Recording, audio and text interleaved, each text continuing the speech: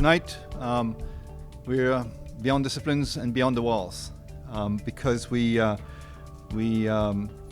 look towards what Concordia does pretty well, towards the community.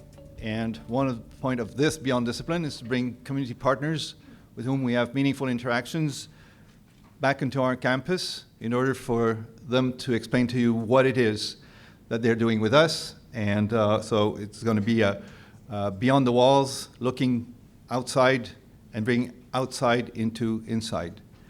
So thank you all for coming. And tonight our MC is Chedly Belkhodja, who's the principal of the School of Community and Public Affairs, and he will be presenting our participants in tonight's Beyond Discipline. So Chedly.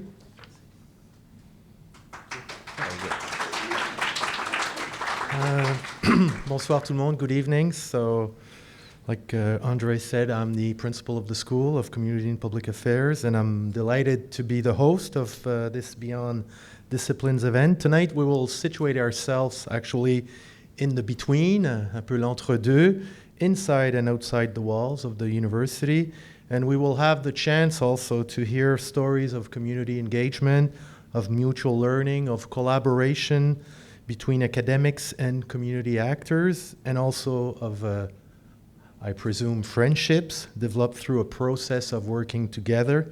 And this is key for healthy community partnerships. So partnerships between universities and communities have been key in building a research connected to the needs of our changing society. And this is what is exciting, I think, about research and teaching with a community outlook. At the SCPA, we're well aware of this as researchers are collaborating with community partners on so many topics: social economy, Aboriginal issues, immigration, and also students are well aware of the type of research, what it means really to work with the community.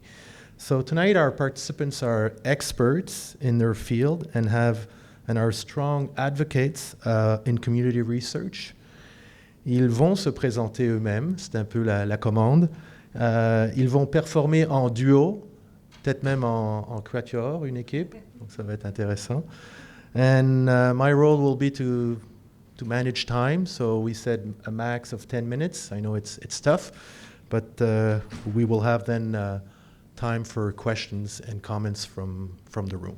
Donc j'inviterai la première équipe à lancer la discussion.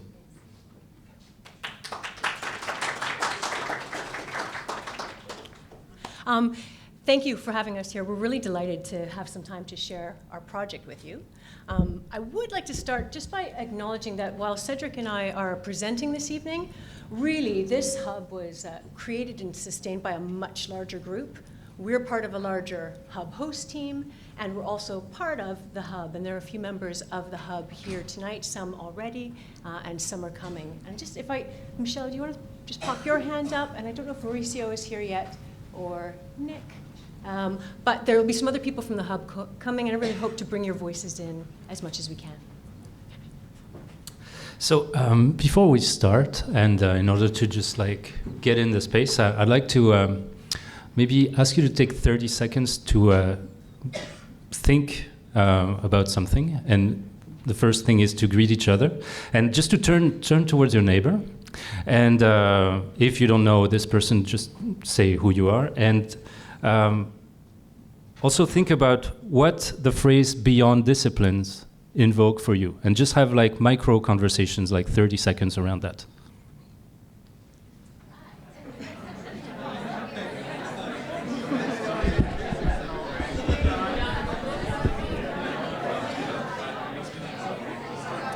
That was at 1:20 we started?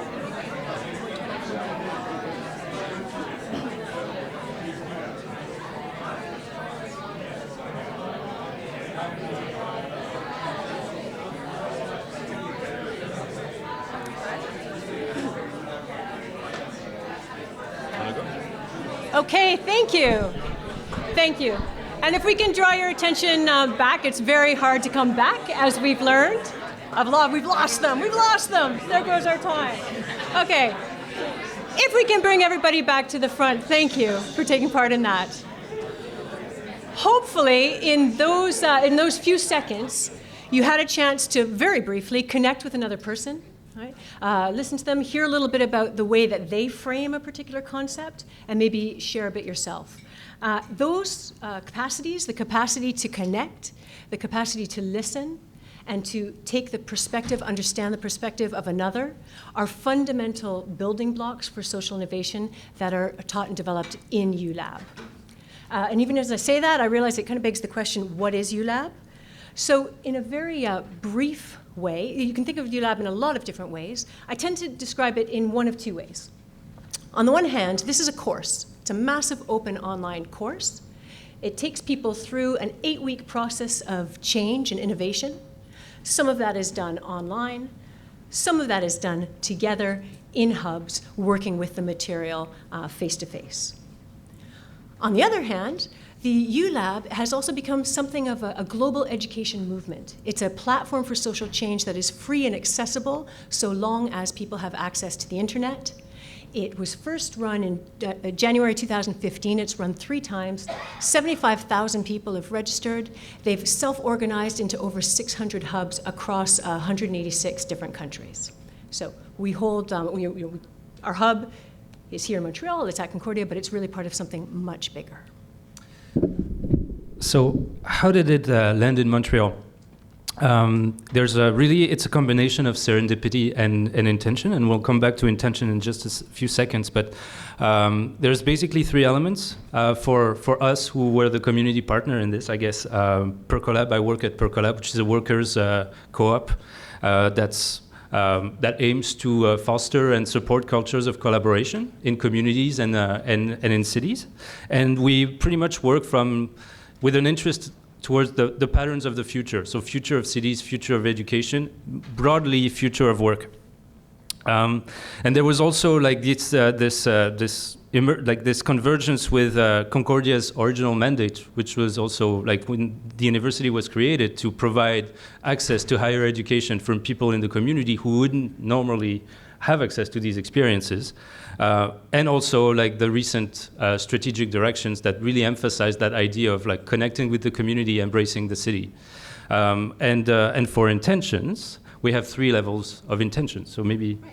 So having decided this was something we wanted to do, we had some energy around it, we wanted to be able to frame the experience. So on the sort of meta level, on the biggest level, we framed it, this is an action research project. And so our intention can also be framed as a research question. And the research question was, how can we use this emerging technology, this emerging socio-technology, to foster social innovation in the city, to deepen and evolve our relationships with the community, but also to provide a really powerful learning experience for our students.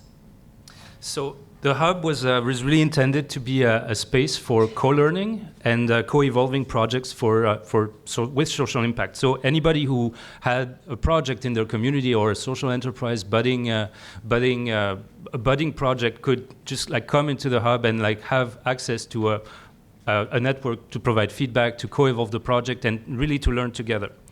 And the other thing is that as hub hosts, we also brought intentions that evolved over time. And the main intention, and we'll come back to this a little later, was called to facilitate from the rim, which meant we understand the hub and the participants of the hub as a circle. And then the question was, how do we facilitate this circle from its border, as opposed to being experts in the center, which is the normal like way that we do things at universities. So kind of like challenging that a little bit.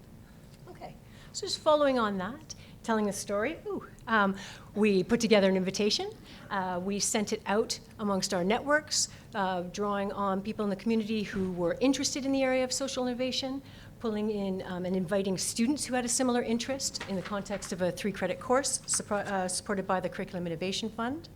We met weekly for 9 weeks, sometimes 3 times during that course. We have a live session that was streamed in from MIT that sort of connected us to that big global community, and we would then dialogue around the topics. But generally, we shaped the sessions week by week.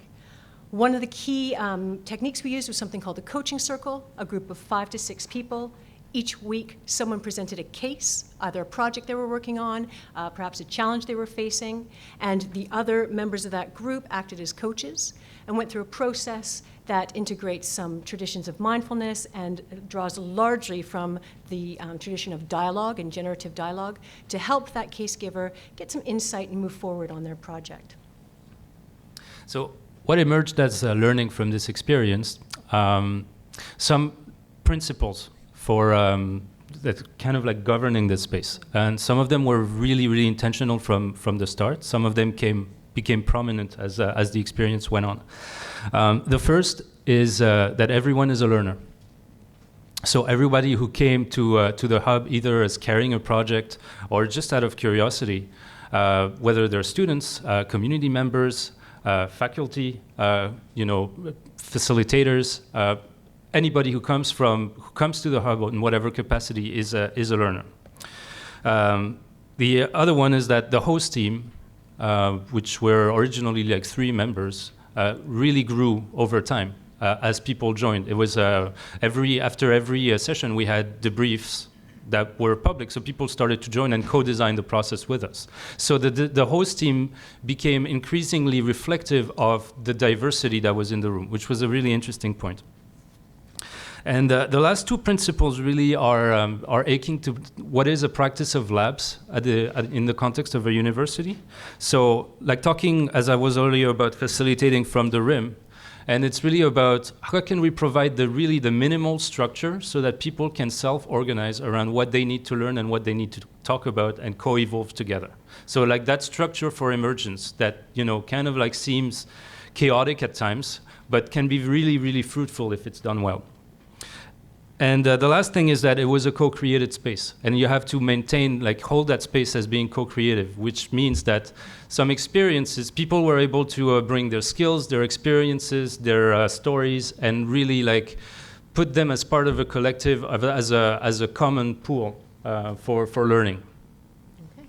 We've got a few videos that we'd like to show during the reception that'll really give you a sense of that kind of feel and look and flavor of the hubs, as well as show you some of these principles in action. However, so just as a close, we're going to take a few seconds just to think about a word that for you represents the future of education. So just take a few seconds to think about that word, what that would be. And on the count of 3, we will all shout that word together. Okay, is that cool? Just like bringing a little more chaos into this room. So 1, 2, 3, co-creation. Thank you very much. Thank you.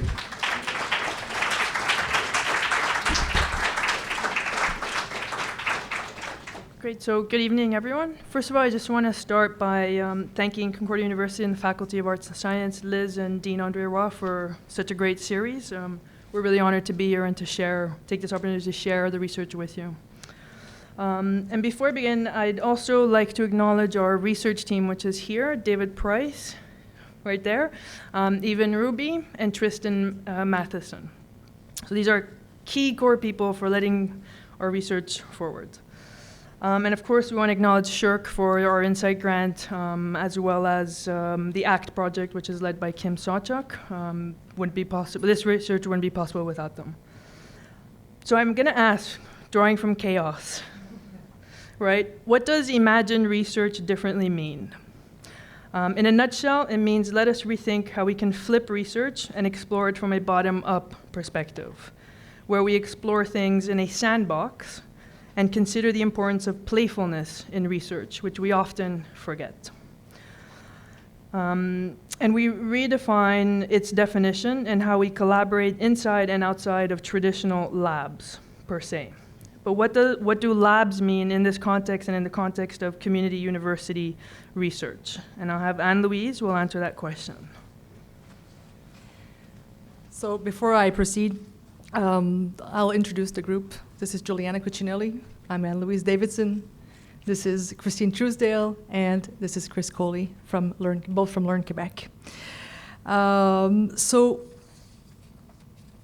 Last summer, I was invited to discuss my research in the context of the European Network of Living Labs. And the interviewer sat in front of me, and the first question he asked was, "Tell me about your lab. It was a simple question, but somehow I found it difficult to answer. I rambled for a while, and as any good academic can do, I stopped for a few seconds. I looked at the interviewer, and he saw the puzzled look on my face. And I thought, okay, the adrenaline is starting to pump here. Oh my, I can't answer this question. Yes, okay, I'm part of several labs. The Communities and Differential Mobilities Lab, the Critical Disabilities Working Group, the Educational Informatics Lab. I also have a lab, but these are not my lab, or at least I don't see them as a lab with a capital M. My lab as a capital M. My lab is everywhere. It's in the cafes, it's in the libraries, in schools, in community centers, and it's also not my lab, it's everybody's lab. It's everybody's living lab. And I'll turn to Giuliana, who will present our umbrella project. So Imagine is an interdisciplinary research project that examines the intersection of maker culture, intergenerational perspectives, and the most important word, collaboration. We love fancy acronyms, trust me, we do. And we came up with what I think actually we thought was a pretty clever one. So Imagine actually stands for Intergenerational Making, Art, Gaming in Education. We have 3 main objectives. One is to study and document the collaborative learning process within workshops demonstrated by intergenerational learners. The second objective is to analyze intergenerational learner perceptions of making workshops to better understand their experiences and challenges. And the third one is to create a community-based showcase of prototypes and digital fabrications. We're not there yet. So far, we have designed and developed 3 specific workshops and project series.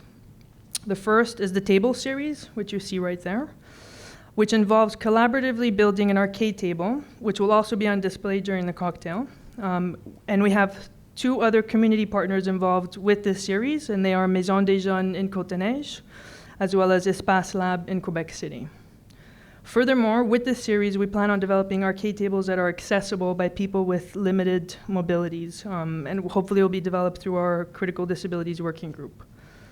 The second series of workshops and projects involves intergenerational graffiti making in partnership with UP, which is Under Pressure, a local graffiti group which focuses on community development, artist empowerment, as well as positive youth development through ownership and responsibility of a shared space. A series of graffiti workshops will be held, which brings together youth and seniors to explore graffiti making. And our other workshop and project explores how to design and develop gamepad prototypes and interface design, again in partnership with Espace Lab in Quebec City. One often misconception with maker culture and maker movement is the obsession with technological novelty. We love to consume products, but we often don't lift the hood to look under what is in those products. And a lot of us have a sort of product-driven mentality. And again, we're examining the flip side of that, so we care about the process and less about the product. So if the product doesn't work, it's okay. It was a learning process. And on that, Ann-Louise will explain a little further. So when doing research, at least the type of research we do, we have a lot of choices to make. We make decisions about the design of the study, the paradigm, the worldview. We all know this as academics. The tradition we subscribe to, the selection of participants, the instruments for data collection, and so on. And some research is product-based, and the objective of the study is to develop a finished marketable product, of course, or to collect data that is publishable, and that's also a product. All the efforts of the researcher or the research team are deployed to develop a product of a variety of formats that is usable and that can be externalized to demonstrate what the study uncovered. Our research does have an end product, and you will see it when we go to the reception. This is one of the instances of the end product. So we can see people interacting with our product, and we see Tristan there with another adult playing Super Mario and having a really good time doing so. But that's not what we study. What we don't want to market a product. We have no intention to capture the hearts of the next batch of nostalgic 1980s video game players, even though we do that in some way. What we study is the process. So I'll turn to Giuliana. Thank you. So the reality is the process, I think, is where the fun is at. And as my tattoo right here can attest, I'm a firm believer in a journey being more important than a final destination. So the behind the scenes is often overlooked with most research. When we created the first arcade table, we noticed nobody there was able to design and develop this table on their own. We didn't have enough skills, we didn't have enough knowledge. It required collective effort and collective intelligence. This meant occasionally even asking Google to solve a few hurdles and drawing from the vast experiences within our team. I'm going to stop there so we can move it on. So another aspect of our research is that it is inclusive, and we go according to the following premise. Whoever comes is the right people. For the first table, we ended up making a mess in my downtown apartment. I picked up dust for 3 weeks after that, for 3 nights, one in May, one in June, and one in August. We gathered with a group of students in my living room, and we transformed it into an informal makerspace. We put a table in the middle of the living room, and we spent the night building the table. And at one point, we shared a meal and discussed our strategies and options. We talked about the table, but we also had several other side conversations that allowed us to get to know each other, to develop synergies. David, who was one of our PhD students, is a coffee expert, and he brought a device to make coffee for everyone. We learned that he buys his beans from an online equitable supplier, that he roasts his own coffee and grinds it on the spot to ensure that it can taste a bit nutty and a bit fruity, which I didn't realize coffee could taste like. So surely this was not the objective of the gathering, but we all got to know David more, and we learned something about coffee. So speaking of learning in context and creating relationships, in the past year, we've been creating a partnership with Learn Quebec. This is why Christine and Chris are here. Because we do research with teachers as well, this partnership has been one of the most fruitful partnerships we ever developed so far. So I now turn to Chris and Christine so that they can explain the magic that they do with teachers. So we both work for Learn, which is a nonprofit organization that was created 10 years ago. And what we do is sort of public, private, and Aboriginal youth and adult education sectors for Quebec, for the English sector. So from K to 11, all across the province. So we're serving minority language education, and we're funded by the Canada-Quebec Entente for minority language education because the English population in Quebec is considered minority language, whereas the Francophone populations in the rest of the country have sort of the same level that we do. So what our mandate is to bring together the efforts of educators, students, parents, community partners in order to cultivate success for all learners and for lifelong learning as well. And recently, a couple of years ago, we also have now inherited the Community Learning Center initiative, which comprises of a network of 80 out of our 320 schools, whose mandate is to bring the community into the school into the community to help promote student success, but also to enrich the community's vitality. So one of the initiatives that we've been working on in the last year has to do with STEAM education. Yes? STEAM education, and we created an open living lab in our own space. So we have a minute, and I'll let Chris explain kind of what that is and what it looks like. So the idea was we want to increase engagement and have success for all kids in every school, elementary through high school, and it kind of just kept expanding. Our first experiments were with our own staff, so we kind of threw a whole bunch of stuff. And I'm talking low tech too. Makerspaces are not about high technology. If your space works with low tech and your kids like it, then that's what they got. So it was really starting to develop a mindset, an open mindset or a growth mindset where teachers were giving back that ownership back to the kids and saying, what do you want to explore? What are your interests? Let's develop, projects around these ideas. And through experimentation that we've been doing and some of the great collaboration that we've been doing as well, we've been working a lot with universities to try to support the pre-service teachers as well that are coming down the road, that are going to be joining the education profession to show that there are other ways that you can go about. You don't have to stand up here and lecture and show PowerPoints. And that's the heart of all that we do, is to try to get the kids all engaged again in creating and doing stuff. And you can see some of our pictures that kind of illustrate these kinds of things, all very tactile, very hands-on, learning by doing.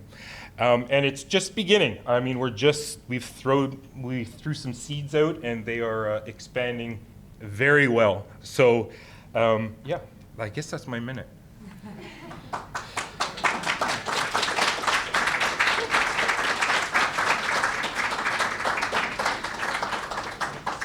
I'm Anna-Liisa Aunio with the Loyola College for Diversity and Sustainability, and this is? Hi, my name is Gaëlle Janvier, and I work at Alternatives. We are the Research Community Partnership for a project called the Food Justice and Sustainability Project. It's a brand new project that is funded by C.A.R.E, so I have to acknowledge them at this moment. And it's fairly new, and we don't have a fancy acronym yet, so if you can imagine, we would greatly appreciate any suggestions on this front. Imagine is really cool. Right now we have Food Justice and Sustainability Project.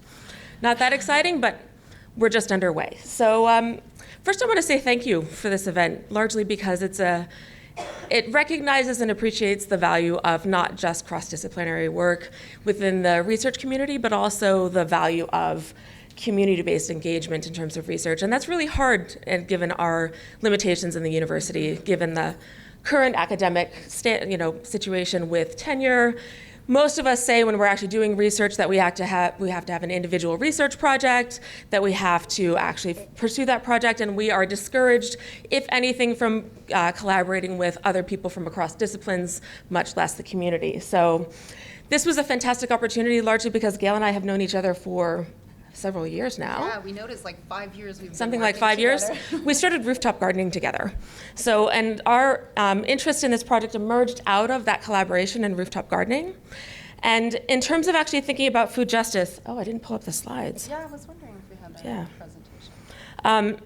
In terms of our collaboration over time, I think interestingly the focus of events like this are really telling in terms of actually not just reflecting new people coming into the academy or new people coming into the university, but also the real issues associated with complex issues such as climate change and food justice. So it's a real need in terms of actually, excuse me? Maybe F5. Mm-hmm. Okay, there we go. Thank you very much. There's a real need in terms of actually thinking about solving complex issues to actually recognize the relationship to the community and the relationship to the real world, if you want to put it that way. I think for a second about if I was a climatologist and not interested either and driven by the real impact of my work, it would seem strange, wouldn't it? So similar to this with regard to food justice, our project emerged out of trying to understand complex food systems, especially in urban environments, in the context of actually understanding climate change and climate justice. And so with this project, it required not only that we actually collaborate across disciplines, but then also with regard to the community, and especially focused on Montreal. So what is food justice? First of all, food justice recognizes that there's inequality within the food system, that there are differential impacts associated with actually thinking about access to food, and that those impacts disproportionately impact vulnerable populations. And in thinking about what we're trying to do with food justice, we're trying to improve the access to fresh, healthy, affordable, and culturally appropriate food. Not an easy task. In addition, when we think about Montreal, we really tried to focus on, with this project, promoting research and trying to build connections in our own backyard, first and foremost, in order to actually think about the concept and the context of food justice within our own city, first and foremost. So, and that's difficult, largely because there's not good information out there. It's disparate. There's disconnects between policy and practice. And within the research community, there's a whole slew of people that are working on this topic, but don't necessarily have any connection to or speak to the Montreal community. In addition, when thinking about the issue of sustainable food, sometimes these can come into conflict with one another. Think, for example, about sustainable food systems and local food and organic food, and the desire to actually have more sustainable food systems and how that might actually differentially impact people, whereby some neighborhoods now have organic food and other neighborhoods are actually still relying on food banks.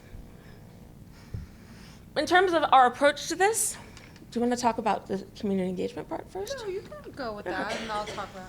In terms of our approach to this, it's several-fold. First of all, we have a connections grant, so our grant is specifically focused on actually promoting interactions between groups. And the first part of this is actually to promote interactions between a community of researchers. And community of researchers specifically focused on thinking about relating their research to the context of Montreal. And in the context of Montreal, we're doing this simply by building a website. We haven't done it yet. Obviously, we don't even have an acronym yet. And we're building a website. We're building a food map of the island of Montreal, mapping the food system, and then hopefully providing data to researchers to actually collaborate with one another.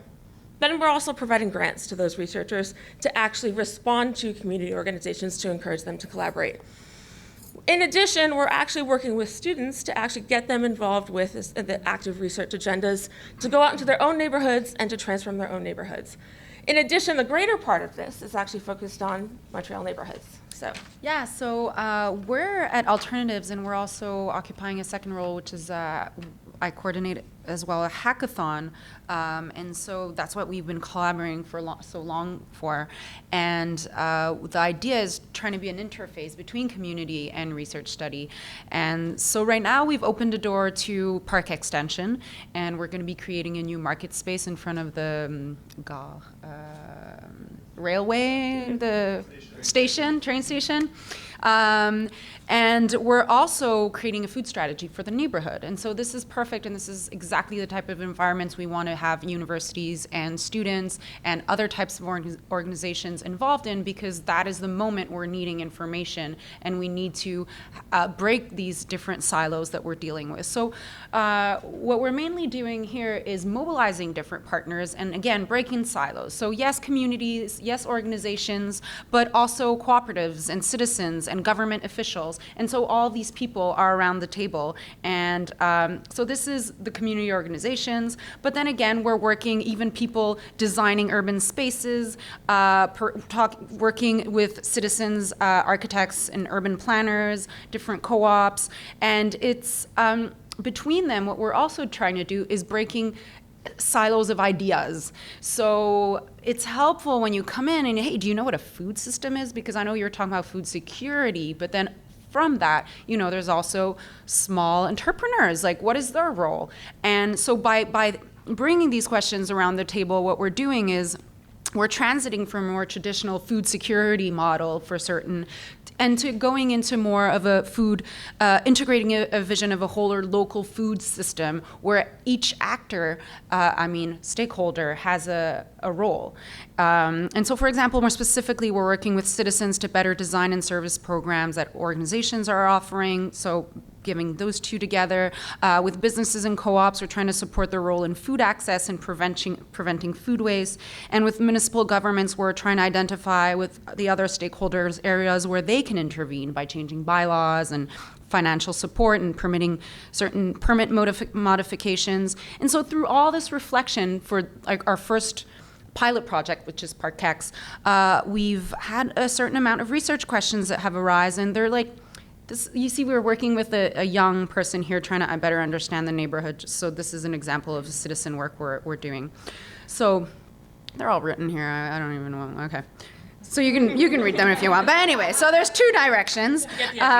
So we're working on two things right now in terms of research, is mostly better understanding specific issues. So lots of questions have arisen in our discussions. So, who's wasting food? Where can we get that food? At what time? Things like that. So students are working on that.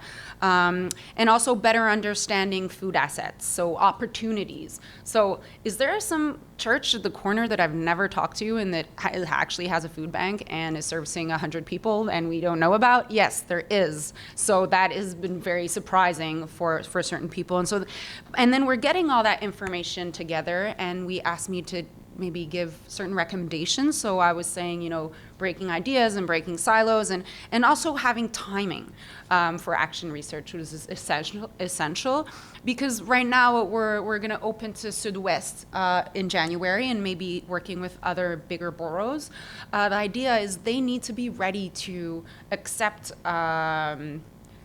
the students and questions and a certain type of introspection of their action.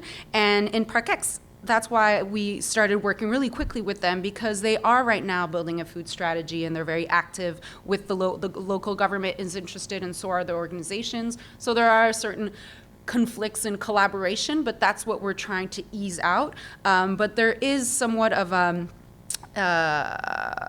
open-mindedness that is necessary to apply learnings. I use learnings instead. So I guess,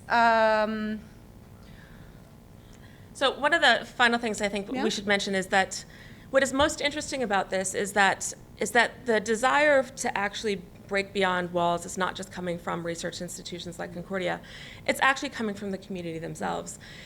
Most particularly in terms of actually thinking about the Système Alimentaire Montréalais, it's a group of organizations that have gotten together to reflect upon coming up with a comprehensive food policy for the Montreal region. And in that group they have decided that one of the main things that they want to focus on, or one of the avenues that they'd like to focus on, is building an inter-university research network so that they can encourage people to actually provide information and do research in the context of Montreal on the food system. And so we've been actively supporting that particular research network. And so it's actually coming from this particular group of organizations. I think it's something like 250 organizations that have gotten together to inform the SAM, which is actually going to be the foundation for a food policy network that is recognized by the city. So we've been part of that, and that there's a real effort on the part of the community, I think, in terms of actually thinking about breaking down those silos too, and actively encouraging researchers to get involved. So that's us. Is there anything else? Oh, any questions? Thank you.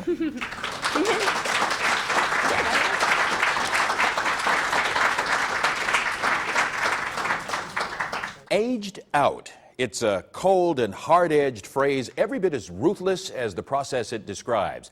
And what it describes is that unseen line that kids in foster care cross when they turn 18, the line that puts young residents of this community who are more vulnerable than they look into a sometimes hostile and frightening world. It's just frightening, really, because you don't know what to do. Aged out refers to what happens to foster children seemingly overnight. One day you're 17 and in foster care, the next you're 18 and frequently on your own. I wasn't really sure what I was going to do at that point. I really didn't know where I was going to go. Dana, Tevin, and Alexis all aged out of foster care. All went from some level of security to a high state of insecurity, scratching to survive, often breaking the law to do so. Going hungry until you find a program that'll take you in, feed you. So I just turned to criminal behaviors because I had nowhere else to go, and I knew if I was in jail, I have a meal, I'll be able to sleep peaceful somewhat at night. Under an overpass in Cincinnati, the kind of place that some kids who have aged out of the foster care system with no place to go might end up. In the most recent federal statistics from 2011, there were 400,000 kids in foster care. That year, 26,000 of them aged out. Those numbers are so huge that in Cincinnati at Lighthouse Youth Services Chedly Center, there is always a waiting list for its 29 temporary beds. We're carrying 100 to 200 clients on the streets every day who are sleeping under a bridge, in an abandoned building. And whether in a facility or on the streets, ahead of them all, a greater likelihood of homelessness, unemployment, illness, and incarceration. Partially that's because when they age out, these 18-year-olds have little in the way of life skills. Well, first, I didn't know how to cook. I didn't know how to ride the bus. These former foster kids and those who cared for them say the failure to teach life skills before kids age out is the greatest failure of the public-private system offering foster care. And they all agree the ultimate solution is to keep foster children in the system until age 21. We would still be in their lives. So instead of ending up homeless, they come back to their county worker and say, hey, I'm really struggling financially, I can't make these payments, give me some support and direction. These 3 former foster children are no longer homeless. I actually have a place that I can call my own now. Dana has a job and wants to pursue a career in the medical field. Alexis is planning a career in the hospitality industry, but also has a dream born of her experience. I want to be an advocate for foster care youth. Tevin plans to enroll in Northern Kentucky University and major in special education. He, too, spoke from his experience. Just don't leave us by ourselves. Support us in some type of way so we feel like we were actually wanted. There is hope and maybe help on the horizon. In January, 2 Ohio lawmakers added language to a state job and family services bill that will allow the state to provide services to young people in foster care up to the age of 21 using federal funds. If House Bill 423 passes, it could ease the transition from foster care to adulthood. Oh, and there is, by the way, always a critical need for foster parents. Lighthouse Youth Services is offering foster parent and adoption training April 7th. We have a link to that information at WCPO.com. Hi. That video from Ohio portrays really well what the situation is for youth aging out of care in Canada and, in fact, across the developed world. And at this point in time, about 6,000 young people every year age out of foster care and group care in Canada, upwards of 1,500 in Quebec. And only a very select few in Quebec get services until 21. They certainly don't get financial support, they don't get housing, they get some services, but it's quite limited. So I'm Varda Mann-Feder. I'm from the Department of Applied Human Sciences, and I joined the faculty of Concordia after working for years as a psychologist in the child welfare system, where I was very preoccupied with this under-resourced group. One of the ironies of child welfare is that there's so much concern about babies on the front end of the system that young people at the back end of the system are kind of ignored to some degree. And so my program of research for the last 25 years has investigated the conditions under which young people age out of the care system in Quebec, and also what are promising practices that would assist them to have a normal adult life. And so this slide from the Foster Care Association of America sort of, really illustrates well one of my concerns, which is how can foster kids grow up to be real adults, and how can we help them? And so I've had a wonderful career. I'm part of an international research consortium on care leaving. I've gone to lots of conferences. I've been promoted to full professor. But a few years ago, as I was looking forward, I started to feel really depressed because practices in the public system change very, very slowly. And even though by now there's a wonderful literature on what young people leaving care need, not much has changed. And one of the biggest findings, the most consistent findings all across the world, is that networking for youth in care with other youth from care and also the promotion of youth voice are critical factors in creating a sense of agency and success in adulthood. And so I was kind of down and out, successful, but down and out. And then 3 years ago, a colleague introduced me to Amanda Keller, who really has changed my life, because for the first time I feel like my work can really accomplish something. So, Amanda. Hi, and thank you for the nice introduction, Varda. My name's Amanda Keller, and I am a former alumni of CARE. And so that means that I was placed in out-of-home placement until the age of 18, and I aged out at the age of 18, actually in the state of Ohio. But I ended up immigrating here.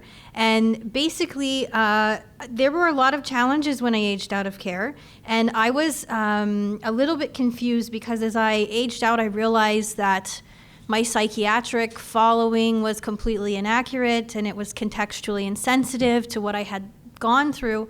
And I got really interested in psychiatry and ended up getting my master's at McGill in psychiatry. And when I was doing that, someone contacted me from Foster Care Alumni of America, and they said, why don't you come and present at this training? And that was really the first time that I ever met other alumni of CARE who are successful.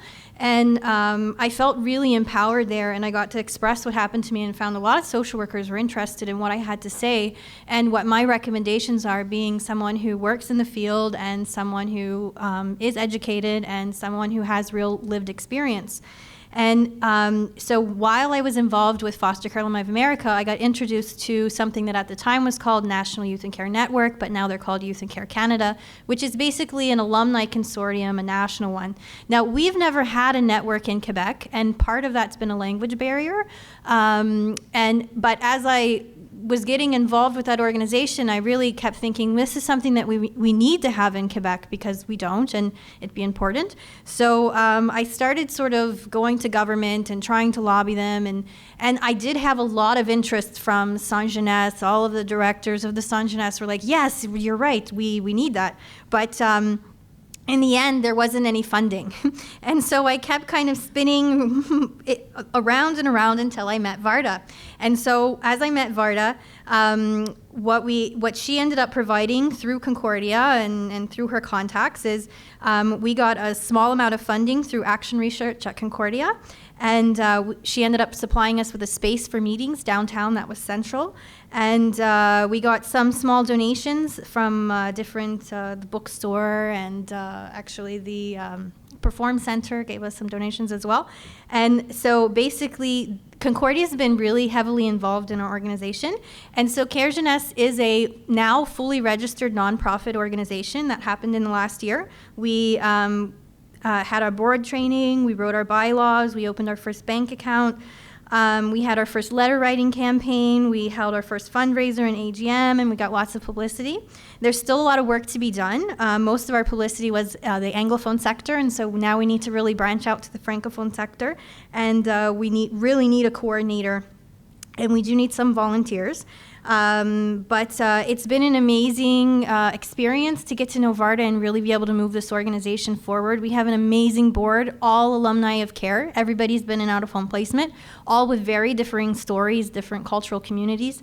But we all come together with the same idea that what happened to us doesn't need to happen. And every time in every province and state and country where they've raised the age of aging out from 18 to above that, it's been the alumni of C.A.R.E. that get together and say, not anymore, we need a little bit more support. And we can find affordable ways to support alumni of C.A.R.E. I 100% think that it doesn't have to be all on the government, but that's what we hope to do. We hope to both support each other and then inform policy and practice. Thank you.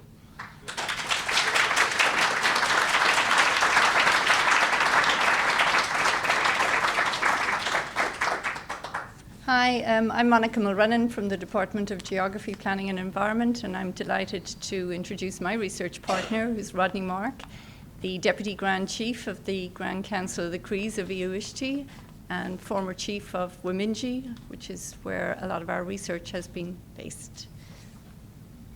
Thank you. That's my community. Very interesting presentations, by the way. There's a couple of files I'm working on, and the nutrition and the youth protection got me going. And that's my community, 1,400 people. So we can go to the next slide. So just to give you an idea, you see that big arrow? That's where we are. It's about a 7-hour drive. I mean, a 15-hour drive from here to my community, depending how fast you want to go. So that's that. I don't know. Okay, just a minute. Okay. Okay, I think one of the things that I've known Monica more than 16 years now. I was still a baby when we met. But I think one of the things that has always been imposed by researchers, and when the collaboration that we do is who contacted who. Was it the university or the community? It's hard to say, because I think at the time the universities, Concordia and McGill, were kind of interested in something in terms of watershed development and all that stuff.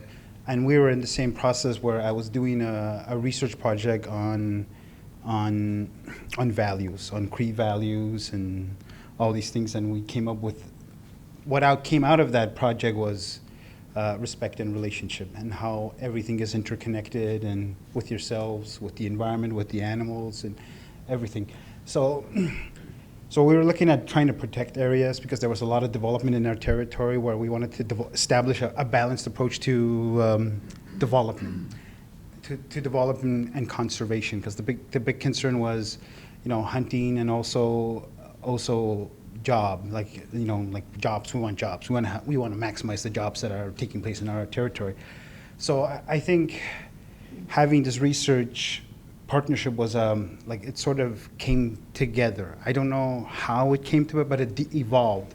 So I've known her more than 16 years, and McGill, the other person that I'm working with, Colin Scott, I mean, he's been a part of the community for a long time, and I think that's something that we wanted to, that's what I want to sort of emphasize a bit, that this research has built a lot of relationship, because the other researchers that were involved, who are in undergraduate program, who are still working with us, but in different capacities in different entities.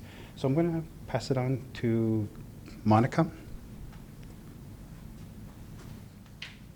I just wanted to begin with an acknowledgement that there are concerns about research, particularly research involving Indigenous communities, concerns about it being invasive and often extractive.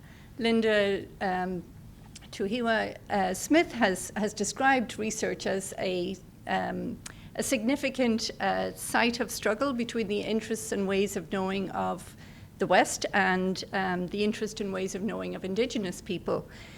But research can, and it has the potential to build mutually beneficial relationships between Indigenous nations, and in doing so, it presents us with a challenge for academic disciplines and for the university to overcome the colonial and imperial past, and it's an opportunity for universities to remake themselves. This research has been very interdisciplinary. This work was, the work that we're specifically speaking to was work focused on working with the community to establish protected areas in the context of major developments, particularly happening around mining.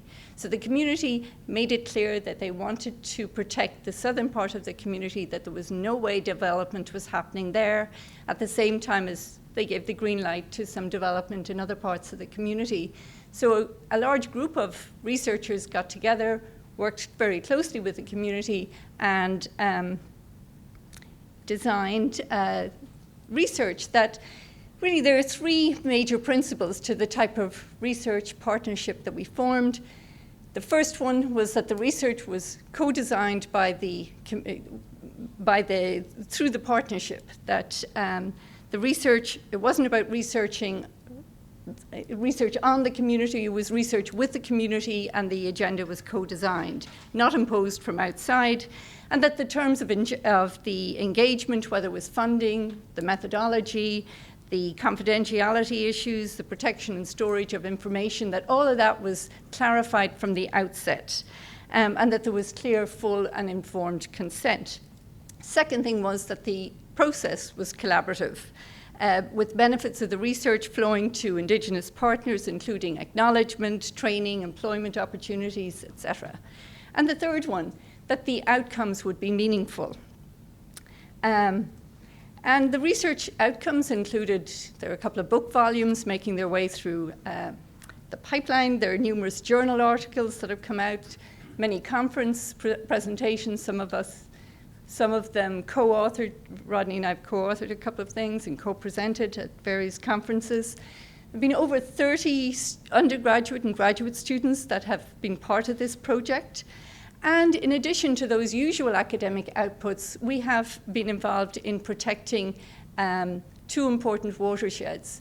Through this partnership, we not just recommended that there be a protected area put in place, we actually worked with MDEP, the ministry responsible for the protection of for the establishment of protected areas, and we put in place a biodiversity reserve. So there's a green halfway down the east coast of James Bay. There's a green blob that is the outcome of the research project that Rodney and I have been involved in. So it's the Pecumshemois-Madawaska Biodiversity Reserve. It's about 5,000 square kilometers. In addition, we have a major proposal that has recently been approved for the feasibility stage with Parks Canada, a protected area that will be over 25,000 square kilometers. There's a community cultural center, museum, there's been a website, there's a science camp, various efforts at youth training, employment opportunities. But what I want to speak to very quickly is it's gone beyond the research. And what I want to highlight here is that really this research project has been about forming what could be described as mutually beneficial relationships, these lifelong bonds of service, and they include all sorts of personal connections that extend particularly to our families. Rodney and I, we both have sons that are a year apart. We take canoe trips down the river together, our two families. It's the river that goes through the biodiversity reserve. There's mutual assistance beyond the boundaries of academic research, so visits to elders in the hospital if they're in town, various things that we do. So hand it over to Rodney to wrap up. I think one of the interesting part is this process is very time consuming. I mean, we've had other researchers come into our community where they wanted to just come in, bada boom, bada bang, and go, you know? Which is okay, you know, like, you know, but it's very time consuming. But I think one of the things about it is it's engaging. It's engaging to the researcher, but it's also engaging to the community.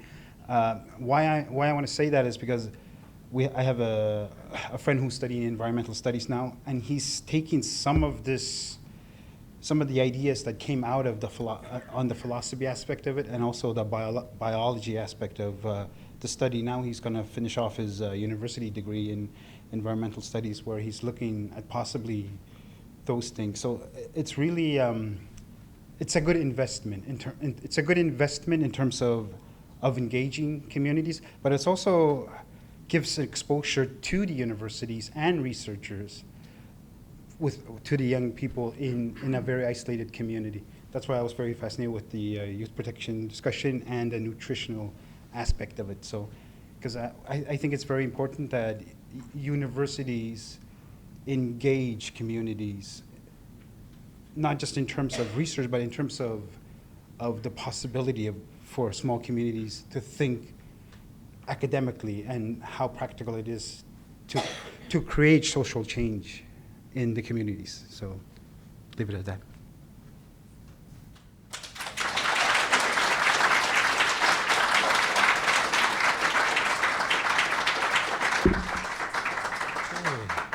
Merci tout le monde. J'inviterai tout le monde qu'on parlait. Donc, I will invite now everyone to come forward, and we have 30 minutes for questions, comments. We heard a lot, and I would like to thank everyone for sharing their stories related to what you're doing. But anyone has petite question pour débuter, commentaire? Maybe. Well, if I see a hand, but I don't see a hand now. Okay. Yeah, there's mics. We can please use the mic. Yeah, I think it's. So I'm part of the Concordia community, and I'm really intrigued how you manage the slowness of community collaborations and sort of the extended level of time, and how do you know if you're on to a project that you can wait for it to pay dividends? Is this just a junior faculty concern? Will I settle into this as I get more established? You mean universities being slow, or the communities being like? Like, universities are an amazing degree of slow, and I have found that in all of these, when we reach outside of the community, you're playing by different rules, you're communicating around different expectations. The collaborative process, when it's done well, it feels to me like thus far, every time I've attempted it, it has made the project much bigger than we intended and slower. And how do you know when you're on to something that's worth that extra level of complexity? Did you all know? I'm holding the microphone because it was on my seat, so I can. I work mostly in communities, actually, only, and but I've liked studying for quite some time, and I think that to collaborate, you need to understand your partner, and so you need to understand that universities and even teachers have a mandate and have an objective, and I think that's what we're trying to do through this collaboration, is going to the HEC, for example, and noticing that they're interested in analyzing co-ops. And you're like, okay, so you have a class that's analyzing co-ops. We have co-ops. So, I mean, to a certain degree, there's a lot of things that teachers will want to do but won't be able to do right away, and that'll take time. But with certain researchers that have that interest, there's always a little place, especially for students to be learning. There's always even a little homework, something, if that collaboration is wanted by the other part, right? And I think I've been talking a lot to researchers through this collaboration grant, and they're like, communities come to me and kind of are like, this is what we need. And I think that's a little bit like a conflictual aspect. So yes, we're slow, but communities can also come and be a little bit rough to a certain degree and expect things for a certain time. And it's a relationship. So, no relationship is easy. I would say that looking at the mandate of the organization is really important, and understanding what their needs are, because I can't tell you, since we've started C.A.R.E Jeunesse, we only registered in the last year, but we've been organized for about 3 years. And so we've been approached by so many researchers that want our advice, that want us to participate in research projects. And most of them we refuse because we're not where they want us to be. And so I think the first thing you need to do, especially when you're looking at grassroots organizations, is they are some of the easiest to deal with because there's less bureaucracy. But at the same point, you need to understand where they're at as an organization and really be offering something to the table, because for them to organize their members around your needs, you have to be offering something to them. And that's why the partnership with Varda has gone so well. Thus far, a lot of the other researchers, honestly, some of them we did engage with, and I am on another big research project, but I'm not sure that other research project is totally working out, because now I'm not sure we're in the same mind space, and I'm worrying about what they're offering our members versus are they more taking advantage of them. So you have to keep that in the back of your mind. I'm really compelled to continue, because I don't know about you, but I know for a fact that it doesn't always work. And I appreciate your question, because I was once an untenured professor, and I know exactly what that is. 3 articles per year, seven presentations. Okay, so local, national, international. Oh yeah, so I have also these funds that they need to be spent, and I have these students, and if I don't spend time with them, then they end up being they need me. So what's going to happen with this partnership? And sometimes it fails. And then you end up with 3 years of work with a community, and you have lots of data that you can publish, but you haven't built a sustainable relationship with them. Other times you just walk in there, and for some reason it's magic. We love each other. Wow, this is cool, we can work with each other. But the process is really slow, and you end up seeing, I can't put all my eggs in the same basket. So there's no magical formula, and there's no perfect answer to your question. It's such a big question that I ask myself every day, is this gonna work? Is this not gonna work? And it's messy, and you need to tolerate insecurities, mutual insecurities, my own, their own. We need to engage in a constant dialogue.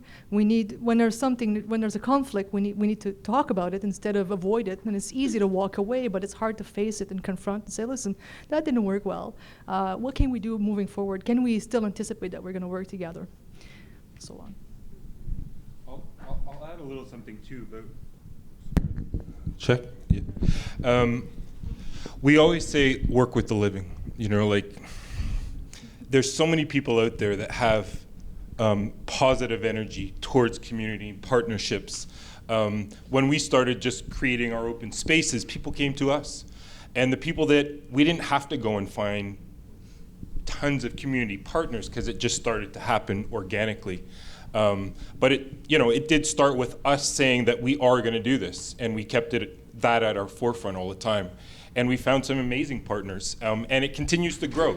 Partners come and go, but holding on to the real good ones that have similar beliefs and creativity and passion that you have, hold on to those ones, because they're sometimes hard to find.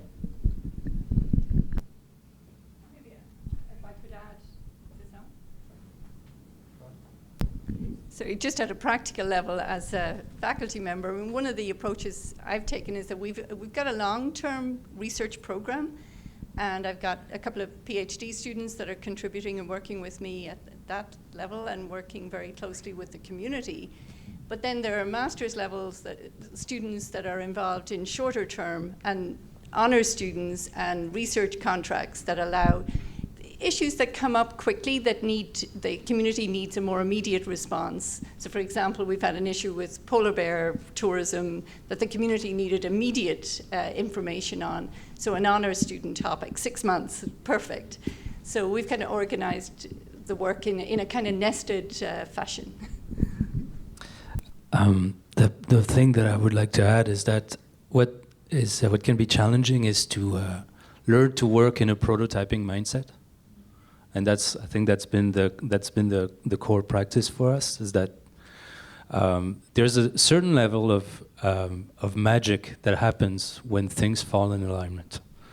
In this case, it was like the case. I'm not going to talk about for you, but like for us, the interest is around what is going to be the future of work.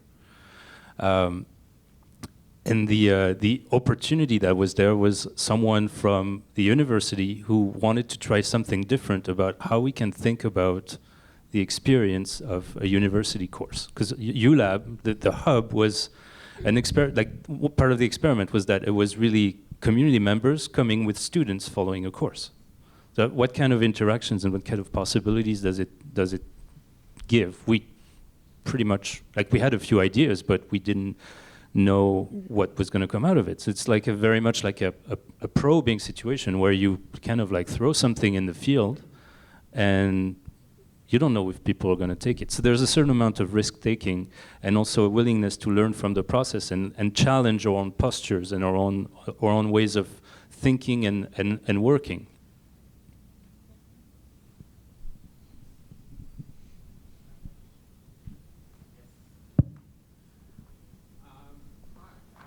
Varda, I love it, and the Social Innovation Lab I've been, so. It's on, It's on.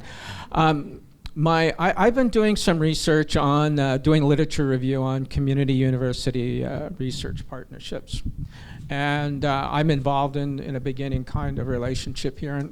And the critical issues that I wanted to see if it touched on your work is what happens when there's conflict between community and the university because of many issues, power imbalance, blah, blah, blah. And the second, Cédric, I didn't have a chance to go to your one of your presentations on a code of ethics, research ethics, especially when you're dealing with cultural communities who have been colonized, who have been marginalized, who have been whatever. And the role of the university, has been, in the past, not necessarily positive. So what is the critical issues, that you have faced that are still not answered, that we have to all deal with in terms of an imperfect kind of university community partnership?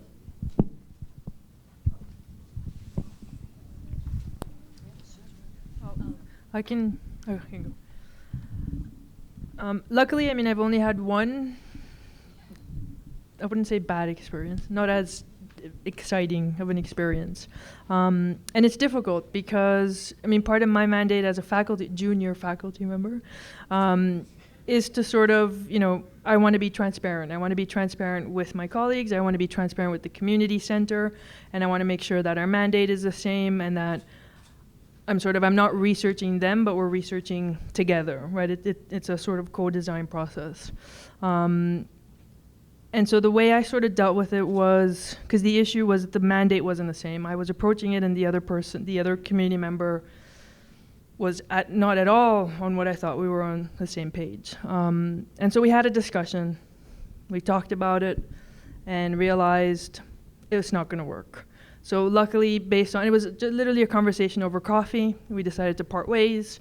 That doesn't mean that we've closed the door on each other. It just means for that specific project, it didn't work out. So the friendship is still there, and that was the other thing. This is a friend of mine. So the friendship is still there. We still occasionally email each other and say, do you want to meet for coffee and discuss something further? So I guess the takeaway for me was you have to be transparent, right? There is a slow process, so adding that layer of transparency helps you sort of figure out it's not working, it's not going the direction that I wanted or that you wanted, so let's part ways for the time being and come back to it maybe at another moment and then take it from there. And if it doesn't work, it doesn't work. You can't just keep forcing something if it's just not there. You got to wait for, I guess, that magical moment to happen. Sure, yeah. And actually, when you were speaking, Lee, something else came up for me, which may be conflict, but not overt. And how it comes to me is when I look at our hub, which is a reasonably diverse group of people with diverse interests, I look around and I think, well, there are some people and there's some groups that aren't here. And I have to ask myself, what is that about? Right? So it's not overt conflict, but it's kind of like a looking back at ourselves, taking a hard look and saying, is there something about the way we operate in our relationships with the community that inadvertently excludes or doesn't leave a space for other ways of being, right? And other ways of knowing. And so for me, what you raise is more a question that I want to pose to various communities around what would need to happen for you to want to be in this space, right? To co-learn and to co-create with us. So I think that's a piece of it. And I don't quite, it's a question I'm asking myself and haven't quite figured out how to go forward and do that. But that's the question that's out there. I don't know, the word that came to me, but it's very close to my heart, obviously, is the word empowerment. And so clearly for me, in my work with Amanda, I see my role as a university person, as an academic, bringing resources to the table that can empower this community of young people who are care leavers. But as I look around at my colleagues, I think that the theme of empowerment ran through a lot of these presentations. And so I think empowerment implies a certain positioning around power and control, and where you get into problems with people. And I'm involved, I think, with Amanda in that same big research project where we're working with another group of people. And so where it's breaking down is where some of the other researchers involved really are trying to exert a lot of control over not just the outcomes, but also the processes.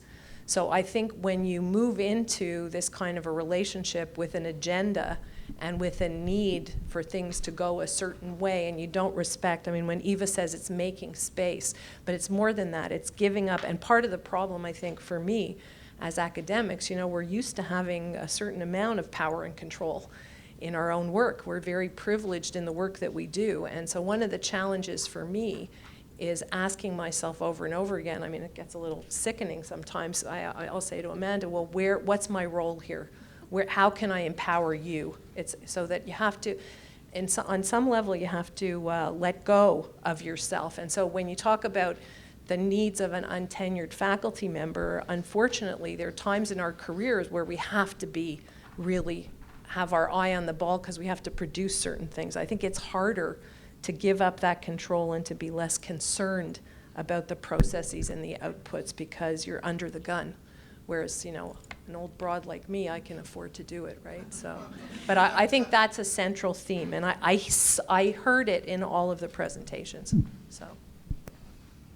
I just wanted to add on, having been a graduate from the program that these two are now teaching in, it was interesting for me now being on the community end of things and having worked in the community for almost 20 years and being the gatekeeper in a sense to say, okay, there are certain relationships that I'm willing to involve our community in and others not so much.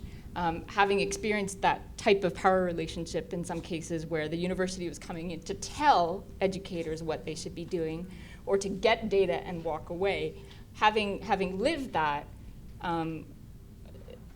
we're very concerned about the kinds of relationships that we enter in with the university. So there is an issue of trust and mutual respect, I think, that has to be there before we're willing to enter into those kinds of relationships. So. I think one of the things, well, I mean, there's a current situation with one particular researcher that came to see me saying, how do I handle it? I mean, I think one of the things you have to do is try to create enough alliances with individual people within the community or within that organization. I mean, you are going to have conflicts with at least one person. I mean, I mean, that's just the nature of doing research. I mean, when she got involved in that, I don't want to get too specific because this is very recent. I mean, she was not getting any collaboration, and she was preoccupied to initiate to other people, you know, and I think it's just, that was just basically just having a casual conversation over a cup of tea, and then, you know, sort of having that discussion, and then having that rapport with other people that it is not that dangerous, the research she's doing, or whatever the implication was. I mean, I think it was more of a personality issue, and I think that's really, sometimes that's what's gonna cause the conflict.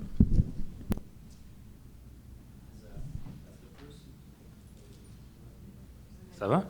Okay. As the person in the partnership that was more on the community side, even though I'm kind of like an outsider, because I'm also a student in Concordia. What was interesting when I was reflecting on your question was that it all relates back to this question of how do we practice from the rim, and not put the researcher or the teacher in the center, but like learn to kind of like hold back and hold space. In our partnership, I very often saw my role as kind of like keeping the researcher out of the room and bring back the human being. And like kind of like jokingly say, hey, Eva, you're being a teacher here. Quit. Oh, maybe I can interject here. I'd like to talk about something ugly, because we've been talking a lot about the positive aspects, but there is certainly a book which I relate a lot, and it's Paulo Freire's Pedagogy of the Oppressed. And there's a chapter where he talks about false generosity, and I've seen this occur very often, where researchers say, well, we have this project about employment, employing people who are in vulnerable groups. So we're going to walk in to this community center, and we're going to employ people with intellectual disabilities. We have money to get them to enter data. That is so wonderful. Then I look at the project, and it's basic data entry, and they're being paid $3 an hour. And there's a problem here, right? Because we're fighting for equal rights. A person with an intellectual disability is first and foremost a person that has a right to minimum wage. And here we have a research project where the researchers are saying we're doing something good, but we're paying you $3 an hour. There's a conflict here. And I think this is, first of all, something that researchers have to start reflecting about, is that is our will to be invested in these communities, is it one of the instances of false generosity, or is it truly a collaboration where we will learn something, they will learn something, and our collaboration together will make us stronger?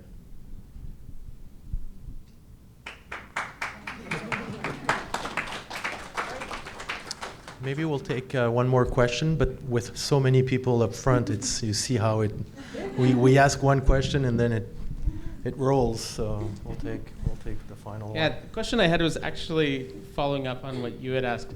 Just, I look at the partnerships that universities have had with corporations and with nation states, and it doesn't always go very well for the university.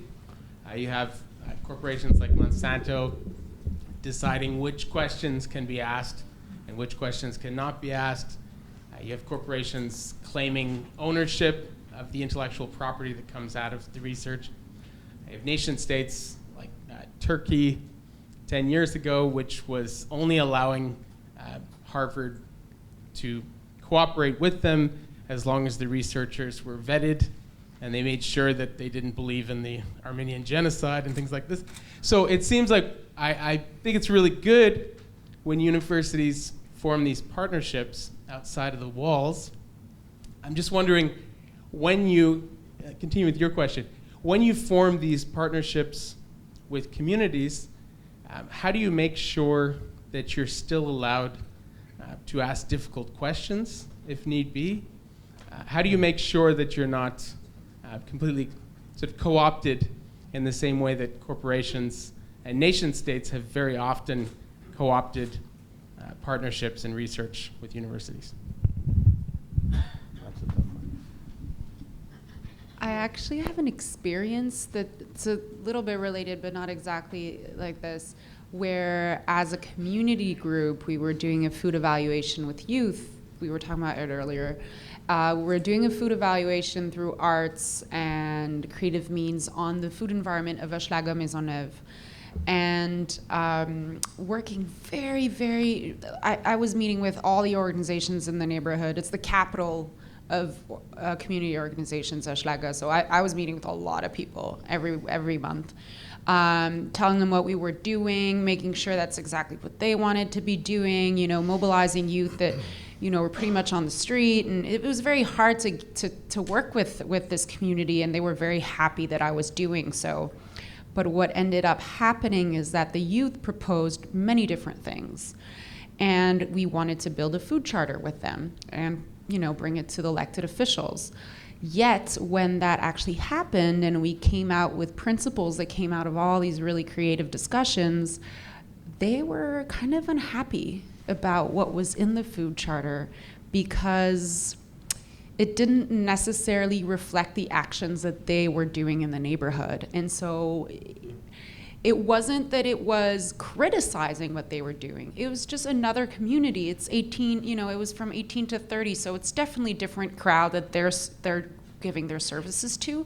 But what was happening here is that they were sentaient menacés,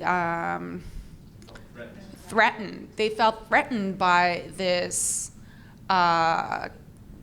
collaboration, this communication we're having with these youth, and especially what was issued from out of it. And so they ended up not wanting to sign the charter and preferring that it be not released, or that it be released but not mentioning that they had collaborated in this whole process. And so even to that, a lot of things can happen. I imagine maybe certain things like that has happened also in the future when you're analyzing services, and especially food banks and all types of things. You come out with certain criticism and recommendations, but criticism as well. So that's a little bit of a hard little thing to deal with. Anyone else? No? Okay, so I guess that. So no one worked with Monsanto. With that question, maybe we will conclude. Merci donc pour les questions, and also thank you for all these responses. We heard a lot. I take a lot from this too. We heard when you started talking about connecting, respect, engaging between individual. There's a human side to these partnerships, but there's also the side of defending some principles, la justice sociale, different methods also of investigating, which is, I think, something that is very interesting with partnerships. The question of funding was raised a little bit, but I think that's also an interesting question where do we need these huge partnership grants, or can we start with a smaller amount of money and build? I think these are all questions that relate to partnerships. Donc j'inviterai notre doyen André Roy à conclure.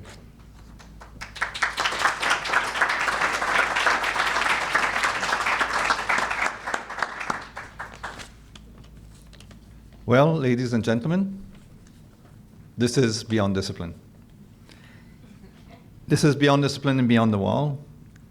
And echoing what Chedly just said, if we start with the idea that everyone tonight was a learner, we've learned a tremendous amount. And I just want to thank our panelists and people participating into this. We talked about false generosity, but I think there's true generosity. And I want to thank all of you for true generosity of sharing stories and sharing your ideas as you make a difference. And it's also illustration of how relationships are critical. And we're not talking about just relationships from an institution to a community. We could see all of us tonight that it has to do about also personal relationships as we work together. And this has come through in all these stories about how successful exchange, interactions, and co-construction happens as we respect one another in something that's professional, but also that goes deeper in terms of establishing the right connections. So there would be so much to say, and I'm standing between you and the reception. So I'll just start by thanking our external guests, and I'll start with Chris and Christine. Thank you so much. Gaëlle, thank you. Rodney, thanks for coming down and sharing with us. Cédric and Amanda. As partners with us, you're showing tonight the great sort of, I'd say, engagement you have with our university and our community, and I wish to thank you very much for doing so.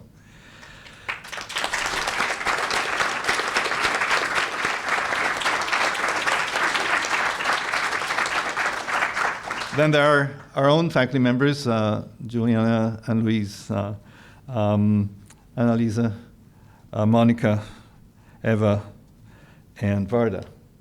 All of you sort of illustrating how we can go meaningfully beyond the walls. And that's part of, of what this faculty is trying to do and your models in achieving this. So thank you so much for your participation and your thoughtfulness into this enterprise. There are lots of people wish to thank, and starting with Liz Fall here, who's sort of the only cast in terms of putting this, in terms of connecting people together. So thanks to you, Liz. We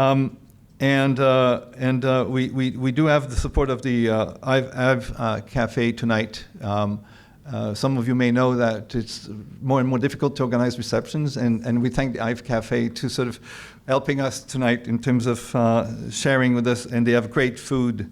And we also have some exhibits tonight during the reception, so I invite you to work with some of the technology that some of our people here have brought together, and also some art form that will be illustrated. We also have a podcast squad, and they're very active. And for those who don't know, the past episodes of last year are all available on podcast, and I invite you to go and check them out. All of those Beyond Disciplines have been fantastic, and so if you want to just go back in time and reconnect with some of these ideas, so I invite you to do so. And now, without further ado, the reception is just across here in the CG atrium. So don't get lost, because as I always say, I've seen each one of you here. I know where you are. And I'd like to see you in the other side in the CG atrium, and I'll check that you're there. So I'd just like again to thank Chedly for hosting, and all of our panelists to coming.